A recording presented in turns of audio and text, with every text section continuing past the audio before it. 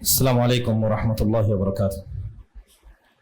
الحمد للہ رب العالمین والصلاة والسلام علی سید الانبیاء والمرسلین نبینا محمد وعلی آلہ وصحبہ اجمعین، اما بعد۔ یقول اللہ سبحانہ وتعالی ان اللہ یأمر بالعدل والإحسان وإیتاء ذی القربى وینہی عن الفحشاء والمنکر والبغی یعظکم لعلکم تذکرون۔ محترم و معزز صدر اجلاس، علماء اکرام، عمائدین جماعت و جمعیت، محترم حاضرین اور حاضرات، الحمدللہ ایک دینی اور علمی مجلس یہاں پر اکٹھا ہے۔ اللہ سے دعا ہے کہ جن نیک مقاصد کی خاطر اس طرح کی مجلسیں منعقد کی جاتی ہیں، اللہ اس میں ہم سب کو اخلاص عطا فرمائے، ہمیں باتوں کو غور سے سننے، انہیں یاد رکھنے، ان پر عمل کرنے کا جذبہ پیدا کرنے اور اسی کے ساتھ انہی باتوں کو دوسروں تک پہنچانے کی توفیق نصیب فرمائے۔ محترم حاضرین، میں نے آیت کریمہ پڑھی۔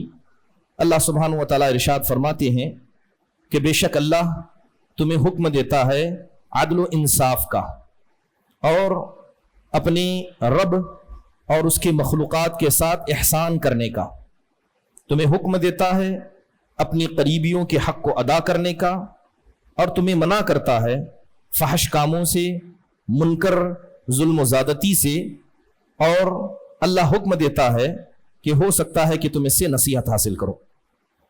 حضرت عبداللہ بن مسعود رضی اللہ عنہ اس آیت کے شرح میں کہتے ہیں کہ قرآن کریم کی یہ آیت کریمہ ان اہم آیتوں میں سے ایک ہے جس کے اندر اللہ نے سارے خیر اور شر کو ایک جگہ اکٹھا کر دیا ہے۔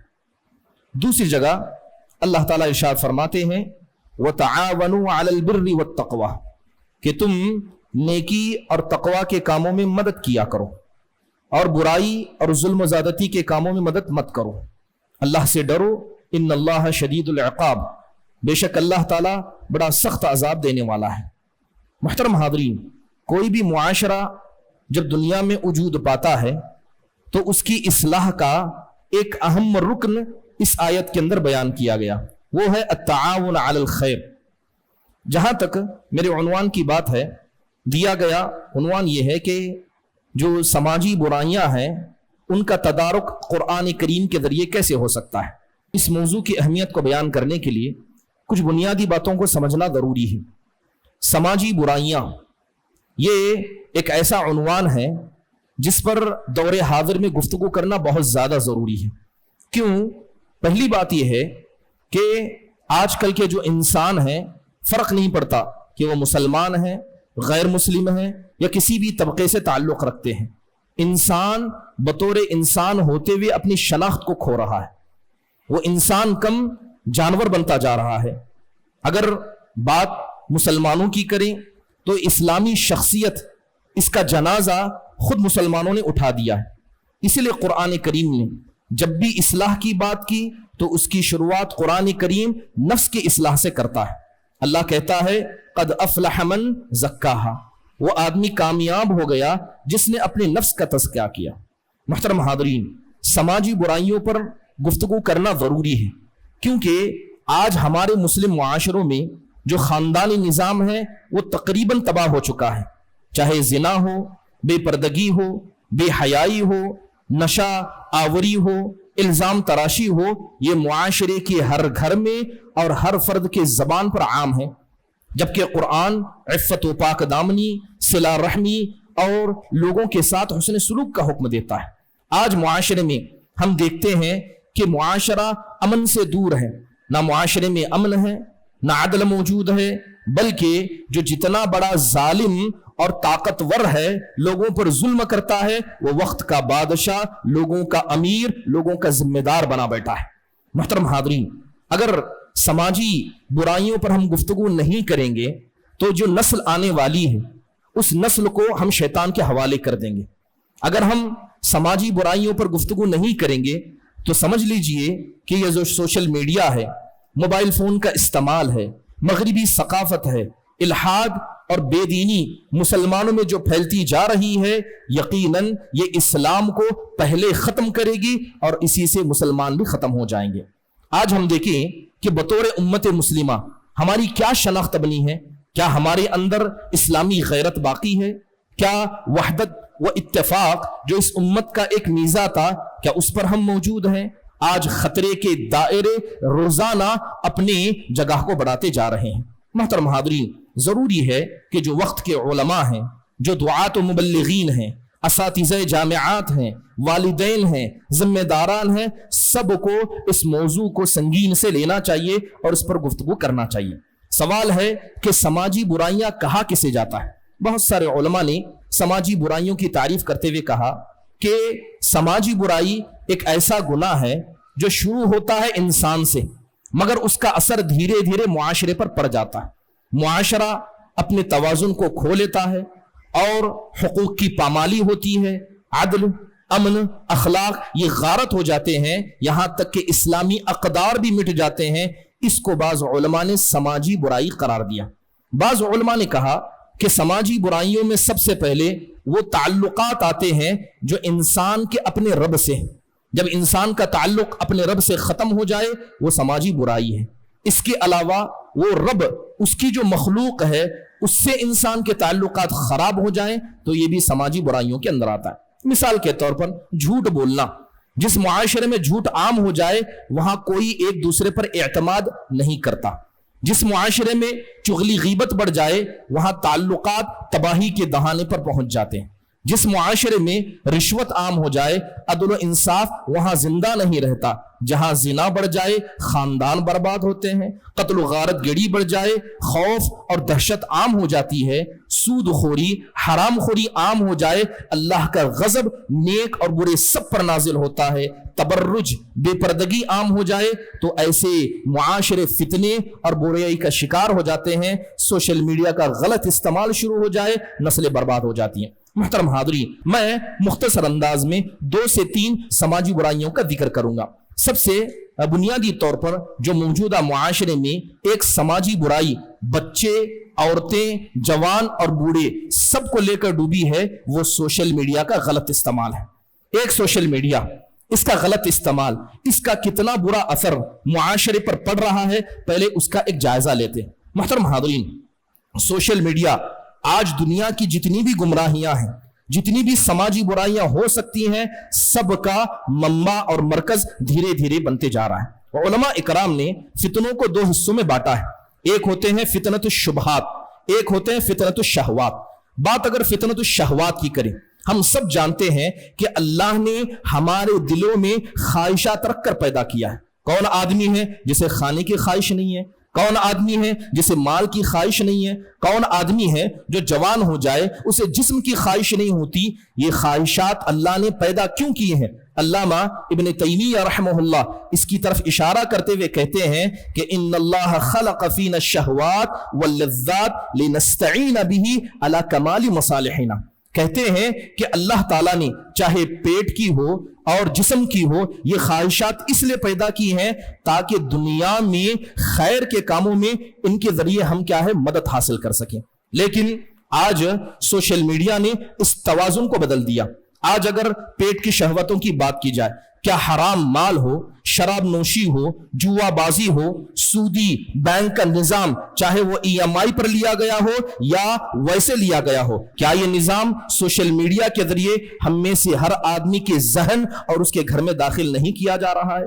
بات اگر جسموں کی شہوتوں کی جائے، چاہے وہ زنا ہو، مرد و زن کا اختلاط ہو، چاہے انسان کا بے غیرتی ہو، فحاشی ہو، عریانیت ہو، یا یوں کہیں جھوٹی لائف سٹائل، اچھے کار دکھانا، گھڑیوں کو، موبائلوں کو پرموٹ کرنا، یہ سوشل میڈیا ان تمام برائیوں کا منبع اور مرکز بنتا جا رہا ہے۔ یاد رکھیے، اگر کوئی مسلمان ہے، اللہ پر ایمان رکھتا ہے، اس کو مال کی محبت دل میں بیٹھ جائے، اسے کرسی کی لالچ آئے، اللہ کے نبی نے اس کی بربادی کی مثال بیان کی۔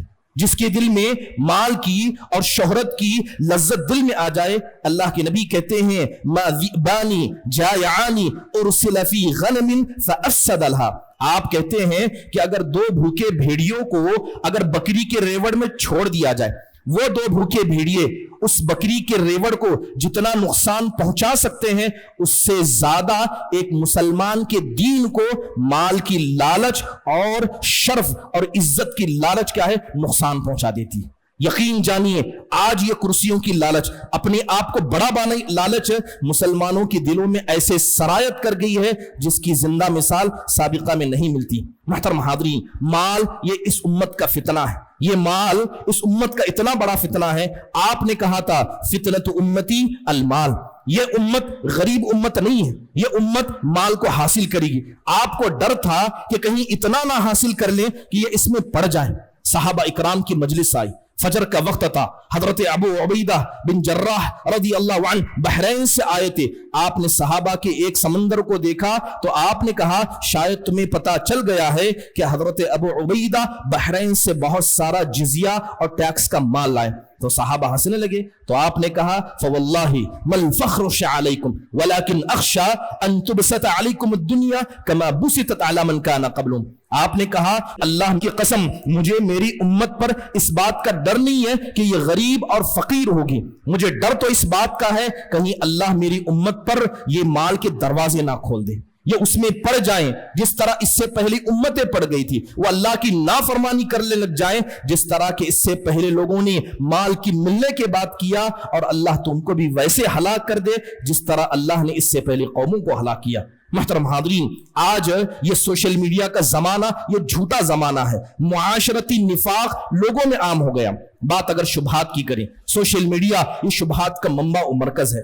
آج ہم دیکھتے ہیں کہ لوگوں میں دینی علم کی کمی، بصارت کا نہ ہونا، نیتوں میں فساد کا ہونا یقیناً یہ انسان کو شبہات کے دروازے میں ڈھکیل دیتا ہے۔ کیا آج جناب محمد الرسول اللہ صلی اللہ علیہ وسلم کی ذات کے حوالے سے سوشل میڈیا پر سوال نہیں اٹھائے جاتے؟ کیا ماضی قریب میں یہ شبہ لوگوں میں عام نہیں کیا گیا کہ اللہ کے نبی نے ایک 7 سال کی بچی کے ساتھ شادی کیا، آپ نے ایک 9 سال کی بچی کے ساتھ ولیمہ بنایا؟ سچ بتائیے گا کہ کتنے مسلمانوں کو اس کی حقیقت پتہ ہے؟ اگر ایک مسلمان بھی صرف نبی صلی اللہ علیہ وسلم کی ذات کے تعلق سے دل میں بدگمانی پیدا کر لے کہ ہو سکتا ہے اللہ کے نبی سے غلطی ہو گئی ہو، وہ اسی وقت کفر کے دروازے میں داخل ہو جائے گا اور اسلام کے دروازے سے نکل جائے گا۔ میراث کے مسئلے میں ہماری عورتوں کو ورغلایا جاتا ہے، کہا جاتا ہے اسلام نے عورتوں پر ظلم کیا، کبھی حجاب کا بہانہ لیا جاتا ہے، کہا جاتا ہے کہ یہ مسلمان اپنی عورتوں پر ظلم کرتے ہیں، انہیں آزاد ہونے نہیں دیتے، اپنے گھروں میں قید کر دیتے ہیں، عورت کی آزادی کی بات کی جاتی ہے۔ کبھی سوشل میڈیا پر بتایا جاتا ہے کہ اسلامی تاریخ تو خون سے لبالب ہے، مسلمانوں نے نہ کبھی امن دیکھا ہے نہ وہ امن کے خواہ ہیں۔ محترم حاضرین، آج سوشل میڈیا کا زمانہ ایسا ہے جہاں پر صحابہ کی شخصیتوں پر انگلی اٹھایا جا رہا ہے۔ کوئی حضرت معاویہ رضی اللہ عنہ کا نام لیتا ہے، ان کے خلاف اعلان جنگ کے دعویٰ کرتا ہے، کوئی جنگ جمل، جنگ صفین کے صحابہ کی لڑائیوں کو پبلک پلیٹ فارم پر لا کر اپنے آپ کو کیا ہے وقت کا علامہ بتاتا ہے، اور ہماری کتنے ایسے نام نہاد مسلمان ہیں جن کو حقیقت نہیں پتا مگر وہ اس زہر کو روزانہ دھیرے دھیرے پیتے جا رہے ہیں۔ محترم حاضرین، ضعیف روایت ہو، بدعت اور خرافات کا نشر ہو، بلکہ آگے بڑھ کر کہا جائے ایک دوسرے کو کافر کہنا اور حق و باطل میں گڑبڑ کرنا، گمراہ لوگوں کا وقت کا داعی بننا، علماء سے لوگوں کو دور کرنا، یہ سارے فتنے جو شبہات کے دائرے میں آتے ہیں سوشل میڈیا کے ذریعے عام کیے گئے۔ قرآن میں اللہ نے اس شبہات کا اور شہوات کا ایک علاج بتایا۔ اللہ کہتا ہے وَجَعَلْنَا مِنْهُمْ أَئِمَّةً يَهْدُونَ بِأَمْرِنَا لَمَّا صَبَرُوا وَكَانُوا بِآيَاتِنَا يُوقِنُونَ۔ یاد رکھیے جس کے دل میں شبہات آ جائیں وہ اسلام پر، اللہ کی ذات پر یقین کو مضبوط کرے، سارے شبہات ختم ہو جائیں گے۔ جس کے دل میں شہوتیں آ جائیں وہ اپنے دین پر صبر کر لیں، برائی پر صبر کرے، نیکی پر صبر کرے، اللہ سبحانہ وتعالیٰ کیا ہے اسے اس برائی سے بچا لے گا۔ محترم حاضرین، سوشل میڈیا نے ہمارے مسلمانوں کو مسلمان رہنے نہیں دیا۔ آج جائیے، جیسے کہ بعض حضرات نے ابھی ذکر کیا کہ مسلمان نظر نہیں آتا، مسلمان یا تو مسجد میں نظر آئے گا یا تو علماء کی ایسی مجلس میں نظر آئے گا۔ یہ لوگ جب یہاں سے نکل جائیں گے نہ ان کا لباس اسلامی ہے، نہ ان کا اوڑھنا بڑھنا مسلمانی ہے، نہ ان کے گھر اسلامی ہے، بلکہ ہر اعتبار سے وہ مغربی ثقافت کو اپنا اوڑھنا اور بچھونا بدا چکے ہیں، اور اس کی ایک بنیادی وجہ یہ سوشل میڈیا ہے۔ محترم حاضرین، جناب محمد الرسول اللہ صلی اللہ علیہ وسلم کے بہت سارے کارنامے، ایک عظیم کارنامہ آپ کا یہ تھا کہ جب آپ مدینہ المنورہ پہنچے تو آپ نے سب سے پہلے مسلمانوں کی ثقافت کو بنایا، مسلمانوں کے کلچر کو بنایا۔ آپ نے کیسی کوششیں کی؟ وقت نہیں ہے ورنہ بہت سی باتیں کہی جا سکتی تھی۔ اللہ کے نبی علیہ الصلوۃ والسلام نے لباس کے مسئلے میں منع کیا، کہا کہ تم ایسا لباس نہ پہنا کرو، پیلا لباس آپ نے پہننے سے منع کیا۔ بعض صحابہ کو آپ نے دیکھا اپنے ہاتھوں کو پیچھے کر کے بیٹھتے، آپ نے کہا ایسے مت بیٹھا کرو، ایسے یہودی بیٹھا کرتے۔ افطار اور سحری کی بات آئی تو آپ نے کہا کہ افطار میں جلدی کرو، سحری میں تاخیر کرو، کیونکہ یہودی ایسا نہیں کرتے۔ آپ نے ایک صحابی کی داڑھی کو سفید دیکھا تو کہا اس کو رنگ دو، اس لیے کہ یہودی اپنی داڑھیوں کو نہیں رنگتے ہیں۔ عیدین کے مسئلے میں ہو، حید و نفاس کے مسئلے میں خواتین کے ساتھ معاملات ہو، اس کے علاوہ نماز جوتوں میں پڑھنے کی بات ہو، آپ نے ہر جگہ یہود و نصارہ کی مخالفت کی۔ پیغام سیدھا تھا کہ مسلمان نہ یہودیوں کے جیسے ہو سکتا ہے نہ نصارہ کے جیسے ہو سکتا ہے، اور جو آدمی ان کی اتباع کرے وہ مسلمان نہیں ہو سکتا۔ محترم حاضرین، آج سوشل میڈیا نے اسلامی اقدار کو مٹا کر مسلمانوں کی شناخت کو ختم کر دیا ہے۔ یہی سوشل میڈیا ہے جس نے ہزاروں قسم کے شبہات کے لوگوں کے دلوں میں ڈال دیا۔ کیا ہم یہ شبہ نہیں سنتے ہیں کہ اسلام دہشت گردی کی تعلیم دیتا ہے؟ کیا یہ شبہ ہم میں سے کون نہیں جانتا؟ اگر تھوڑا سا حقیقت پسندانہ جائزہ لیا جائے تو آپ کو پتا چلے گا کہ حقیقی طور پر دہشت گرد ہے کون۔ تصور لیں، ایک چھوٹی سی مثال بتاؤں۔ نبی کریم صلی اللہ علیہ وسلم نے 23 سال میں کیا ہے اسلام کو لوگوں میں عام کیا۔ 23 سال کے بعد آپ علیہ الصلوۃ والسلام اس دنیا سے چل بسے۔ 23 سالہ زندگی میں آپ نے جتنی بھی لڑائیاں کی، جب آپ مدینہ پہنچے اس وقت سے لے کر آپ کے انتقال ہونے تک جتنی لڑائیاں اللہ کے نبی نے لڑی، ساری لڑائیوں کو جوڑ کر دیکھیے، دونوں طرف سے، مسلمانوں کی طرف سے اور کافروں کی طرف سے، کل جو انتقال کرنے والے مرنے والے تھے ان کی تعداد 2000 ہے۔ گویا 13 سال کی لڑائیوں میں اسلام مغرب سے مشرق پہنچا، کتنے انتقال کیے؟ صرف 2000۔ ان میں سے 600 صرف بنو نذیر کے وقت مارے گئے تھے، اور لوگ کہتے ہیں کہ مسلمان دہشت گرد ہے۔ آئیے دیکھیں کہ 2009 میں امریکہ نے افغانستان پر حملہ کیا۔ صرف 2009 کی رپورٹ اگر دیکھا جائے تو 30,000 افغانی مسلمانوں کو مارا گیا، 60,000 کو زخمی کیا گیا۔ 2018 میں ایک اسلامی ملک سیریا پر حملہ کیا گیا، 19,000 بچوں کو، 12,000 سے زیادہ عورتوں کو قتل کیا گیا۔ ابھی اسرائیل نے غزہ پر حملہ کیا، 20,000 بچوں کو، 40,000 لوگوں کو مار دیا۔ یہ کبھی دہشت گرد نہ تھے نہ کبھی ہوئے ہیں۔ اللہ کے نبی نے 13 سالہ زندگی میں کل ملا کر 2000 بھی دونوں طرف سے نہیں مارے گئے، لیکن اس کے بعد بھی مسلمان دہشت گرد ہیں۔ محترم حاضرین، اس طرح کے شبہات لوگوں میں عام کیے گئے۔ آج کہا جاتا ہے، کہتے ہیں کہ ثقافت ہماری ہو، کلچر ہمارا ہو۔ لوگ دعویٰ کرتے ہیں کہ مرد و عورت یہ برابر ہیں، ایکوالٹی کی بات کی جاتی ہے، اور اللہ معاف فرمائے کتنے ایسے نام نہاد مسلمان ہیں جو اس فریب میں آ جاتے ہیں، ایکوالٹی کو مانتے ہیں۔ اسلام ایکوالٹی کی بات نہیں کرتا، اسلام عدل و انصاف کی بات کرتا ہے۔ اگر عورت کو اور مرد کو ایک صف میں کھڑا کیا جائے، عورت پر ظلم ہوگا اور مرد پر بھی ظلم ہوگا۔ اسلام نے مرد کو اس کی صلاحیتوں کے اعتبار سے اسے جگہ دی، عورت کو اس کی صلاحیتوں کے اعتبار سے جگہ دی۔ کبھی اسلام برابری کی بات نہیں کرتا۔ جو لوگ ایکوالٹی کی بات کرتے ہیں، جنڈر ایکوالٹی کی بات کرتے ہیں، جائیے ان کی حقیقتوں کو دیکھیں، یہ کھوکھلے دعوے ہیں۔ بڑا بنیادی مسئلہ ہے کہ جب امریکہ کی کانگریس پارٹی نے اس اعلان نامے کو جاری کیا کہ ہم مرد و عورت کو برابر قرار رہے، جنڈر ایکوالٹی کا قانون پاس کیا، تو سب سے پہلے جن لوگوں نے اس قانون پر اعتراض کیا تھا وہ خود وہاں کی عورتیں تھیں۔ ان کا کہنا تھا کہ اگر مرد و عورت کو برابر قرار دیا جائے تو وہ عورتیں جو گھر میں رہتی تھی، اپنے شوہر کی کمائی کھاتی تھی، اب ان عورتوں کو باہر نکل کر کام کرنا پڑے گا۔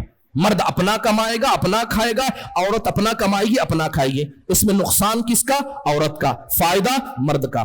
دوسرا نقصان یہ تھا کہ وہ مرد جو شادی کرنے کے بعد اپنی بیویوں پر خرچ کرتے تھے، اب شوہر اپنی بیوی پر خرچ نہیں کرے گا۔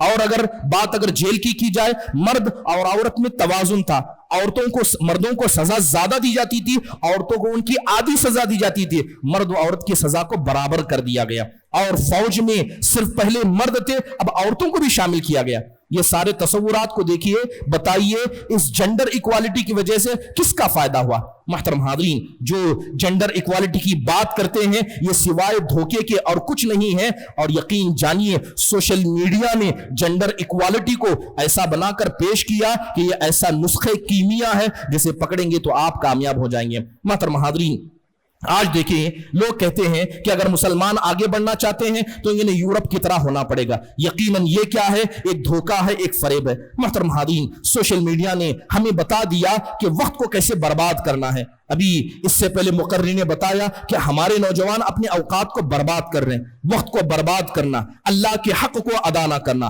بندوں کے حق کو ادا نہ کرنا، خاندان کے حقوں کو ادا نہ کرنا، ان سب چیزوں کی بنیادی وجہ سوشل میڈیا ہے۔ کیا سوشل میڈیا کی وجہ سے نمازوں کی پابندی ہو پا رہی ہے؟ کیا اللہ کے ذکر کو بلند کیا جا رہا ہے؟ کیا لوگ جو فرض کے بعد نوافل پڑھا کرتے تھے وہ اس کو ادا کر رہے ہیں؟ ایک وقت تھا، جائیے اپنے باپ دادا کو دیکھیے، مسلمان گھر اسے کہتے تھے جس کے گھر سے صبح صبح قرآن کی تلاوت کی آواز آتی تھی۔ آج یہ چیزیں ختم ہو گئی اور مسجدوں سے دور، علماء سے دور اگر کسی چیز نے ہمارے نوجوانوں کو کیا، یہ سوشل میڈیا ہے۔ بات اگر بدن کے حق کی جائے، سوشل میڈیا کا استعمال اتنا ہے کہ گھنٹوں ایک آدمی بستر پر ایک کروٹ میں سو جاتا ہے، اسے وقت نہیں پتا چلتا، نیند برباد ہوئی، آنکھوں کا نقصان ہوا، کانوں کا نقصان ہوا، آرام برباد ہوا۔ یہ ساری بربادیاں اس سوشل میڈیا کی وجہ سے بھی۔ تعلیم کمزور ہوئی، بچوں کے ذہن کو برباد کیا گیا، بلکہ خاندان کے حالات دیکھیں، اللہ ہی ہمارے مسلم خاندان پر رحم فرمائے، تربیت میں کوتاہی ہو گئی، اور ایسی کوتاہی کہ ماں باپ خود سوشل میڈیا کا اتنا استعمال کرتے ہیں کہ ماں کو اپنے بچے کی فکر نہیں، باپ کو کمانے کا کوئی جذبہ نہیں۔ اس کے علاوہ اگر بات سوشل میڈیا کی جائے، چاہے وہ موبائل گیمز ہو، یوٹیوب کا استعمال ہو، گانے بجانے دیکھنا ہو، OTT پلیٹ فارم کا استعمال ہو، ویب سیریز دیکھنا ہو، آن لائن یا آف لائن گیم کرنا ہو، واٹس ایپ ہو، انسٹاگرام ہو، ٹویٹر ہو، بلکہ ایک بڑی بلا IPL میچز کی، ورلڈ کپ میچوں کی، یا بگ باس جیسے OTT شوز کی ہے، آج ان سارے مسائل میں مسلمان بالکل ملوث ہو چکے ہیں۔ اس کا نقصان کیا ہے؟ وقت کا ضیاع، مال کا ضیاع، جبکہ اللہ تو کہتا ہے یا ایھا الذین آمنوا لا تتبعوا خطوات الشیطان، کہ ایمان والو تم شیطان کی اتباع نہ کرو۔ جو آدمی اپنے وقت کو برباد کرتا ہے، لا یعنی چیزوں میں ڈالتا ہے، وہ شیطان کا متبع ہے۔ محترم حاضرین، اب کچھ بنیادی باتیں۔ ایک دوسرا مسئلہ جو آج ہمارے معاشرے میں ایک بڑی سماجی برائی بن کر ابھرتا نظر آ رہا ہے، وہ طلاق اور خلا کے مسائل ہیں۔ حالانکہ سماجی برائیاں بہت ساری ہیں، لیکن اس نقطے پر بھی گفتگو کرنا ضروری ہے۔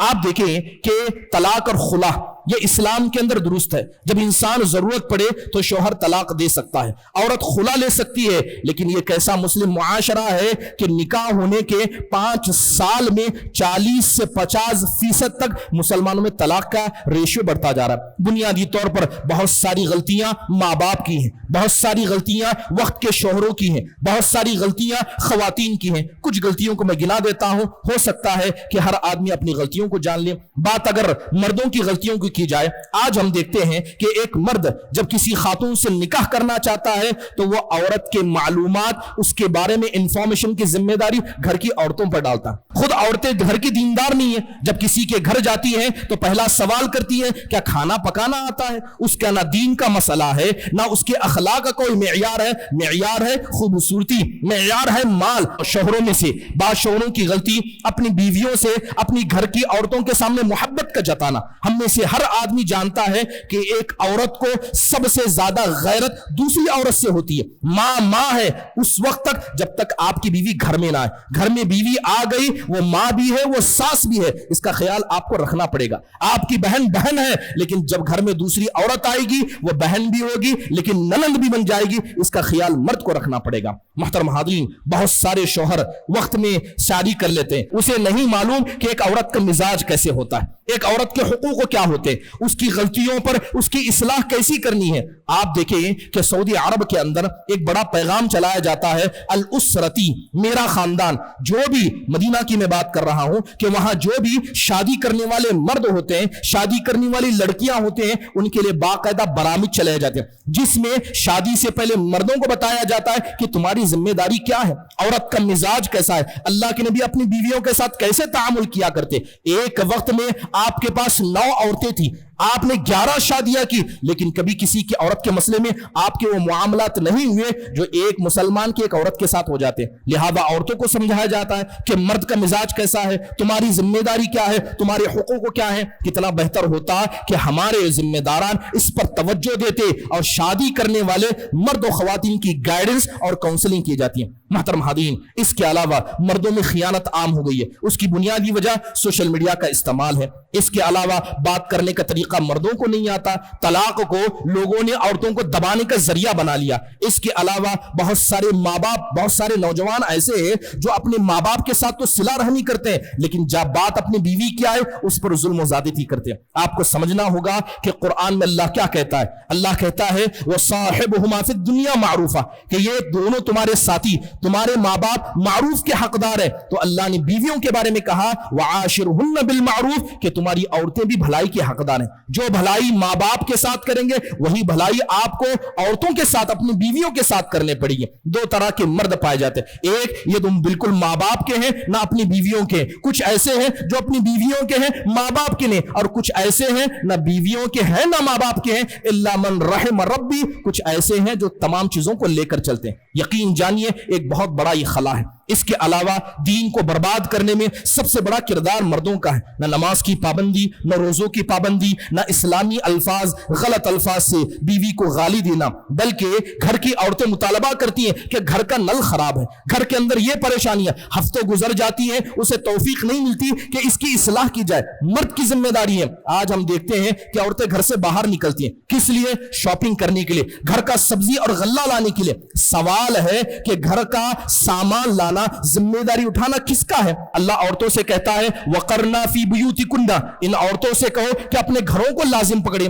آج ہمارے مردوں کی غیرت کا یہ عالم ہے کہ گھر کی عورتیں شاپنگ کے لیے نکل جاتی ہیں، آٹو میں غیر مردوں کے ساتھ بیٹھتی ہیں، بسوں میں اکیلے سفر کرتی ہیں، اور مردوں کی غیرت ہے، حقیقت میں یہ بے غیرتی ہے۔ اس کے علاوہ اپنی بیویوں کے ساتھ ظلم و زیادتی کرنا، دوسری شادی کا ٹھٹا مذاق کرنا، اور گھر میں بسا اوقات کتنے ایسے مرد ہیں جو عورتوں پر ہاتھ اٹھاتے ہیں۔ لوگ کہتے ہیں کہ قرآن میں اللہ تعالیٰ نے مارنے کا حکم دیا، اور ہے تم مارے؟ کیا نبی کریم صلی اللہ علیہ وسلم کی 9 بیویاں ایک وقت میں تھی، 11 شادی آپ نے کی، آپ کی بیٹیاں تھی؟ یہ تو بتائیے کیا نبی صلی اللہ علیہ وسلم نے کبھی کسی عورت پر ہاتھ اٹھایا؟ مردوں میں صبر کم ہے۔ کتنے ایسے مرد ہیں جو تجارت کے نام پر مہینوں اپنے گھر سے دور رہتے ہیں، نہ بیوی کی محبت ان میں ہے نہ اولاد کی فکر ہے۔ یہ بھی ایک بڑی غلطی ہے۔ اس کے علاوہ جو بچے کچھ مرد گھر میں ہیں وہ آتے ہیں اور موبائل کے استعمال میں ایسے لگتے ہیں، نہ بیوی کے لیے وقت ہے نہ اپنے اولاد کے لیے وقت ہے۔ یہ ساری ایسی غلطیاں ہیں جو مرد کرتے ہیں۔ خواتین بھی ہماری بہت ساری غلطیوں میں ملوث ہیں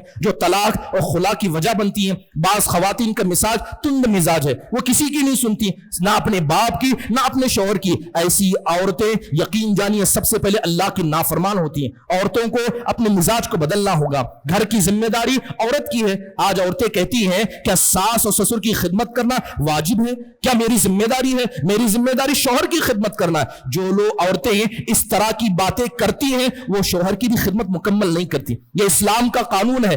آپ نوافل کا اہتمام کیجئے، اللہ آپ کو سنت کی توفیق دے گا۔ سنت کو لازم پکڑیے، اللہ آپ کی فرض میں پابندی کرائے گا۔ جہاں آپ نے فرض کو صرف پکڑا، سنتوں کو چھوڑا، سنتیں بھی غائب، نفل بھی غائب۔ وہ ایک دور تھا کہ خواتین گھر میں کام کیا کرتی۔ آج عورتیں شادی سے پہلے طے کرتی ہیں کہ گھر میں کام کرنے کے لیے ایک سرونٹ چاہیے۔ اگر سرونٹ کی کوئی حقدار ہوتی تو جناب محمد الرسول اللہ صلی اللہ علیہ وسلم کی دختر اور حضرت فاطمہ بنت محمد رضی اللہ عنہا ہوتی۔ آئی نبی صلی اللہ علیہ وسلم سے خادم مانگنے آئی، آپ نے کیا کہا؟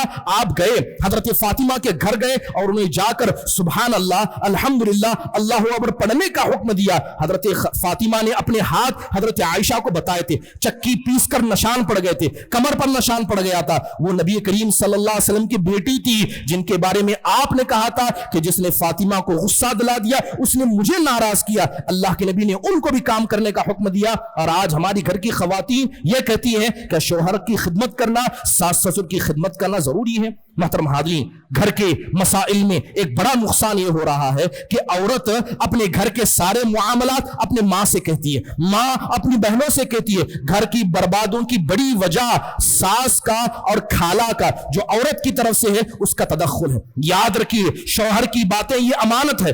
اگر کوئی عورت اپنے شوہر سے اجازت لیے بغیر اس کے گھر کی ساری کارستانیاں اپنے ماں کو بتاتی ہے. ماں کا گھر میں زیادہ چلتا ہے جبکہ شوہر کے ماں باپ کا نہیں چلتا. یقیناً یہ تربیت کی کوتاہی ہے. اس کے علاوہ بہت ساری خواتین کیا ہے اولاد کی تربیت سے زیادہ اپنے جسم کو سنوارنا پسند کرتی ہیں. کیا آج ہم ایسا نہیں دیکھتے؟ اپنی اولاد کی تربیت کم ہے لیکن انہیں پہننے کے لیے کپڑے اچھے چاہیے. اولاد کی تربیت کم ہے مگر انہیں سنگھار کے لیے وقت چاہیے. گھروں سے باہر نکلنا، اس کے علاوہ اپنے شوہر کی پرواہ نہ کرنا، بغیر شرعی علم کے باہر نکلنا.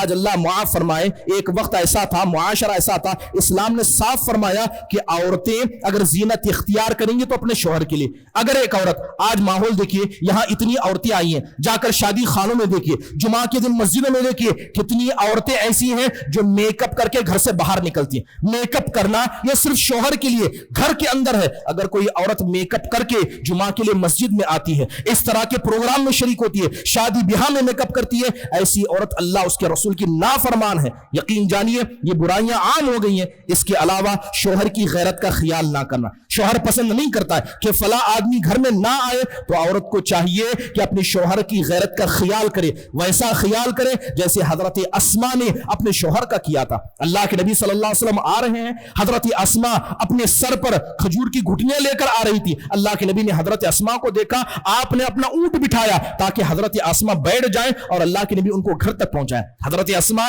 یہ اللہ کے نبی صلی اللہ علیہ وسلم کی سالی تھی. حضرت اسماء کھڑی رہی، وہ اللہ کے نبی کے اونٹ پر نہیں بیٹھی. اللہ کے نبی سمجھ گئے کہ وہ نہیں بیٹھنا چاہتے. اللہ کے نبی نے اپنا اونٹ اٹھایا اور صحابہ کو لے کر چلے گئے. یہی بعد میں حضرت اسماء نے حضرت زبیر سے، اپنے شوہر سے کہا، اور حضرت زبیر نے پوچھا کہ تم کیوں نہیں بیٹھی؟ تو حضرت اسماء نے کہا کہ وہ اللہ کے نبی صلی اللہ علیہ وسلم تھے اپنی جگہ، مگر مجھے آپ کی غیرت یاد آ گئی.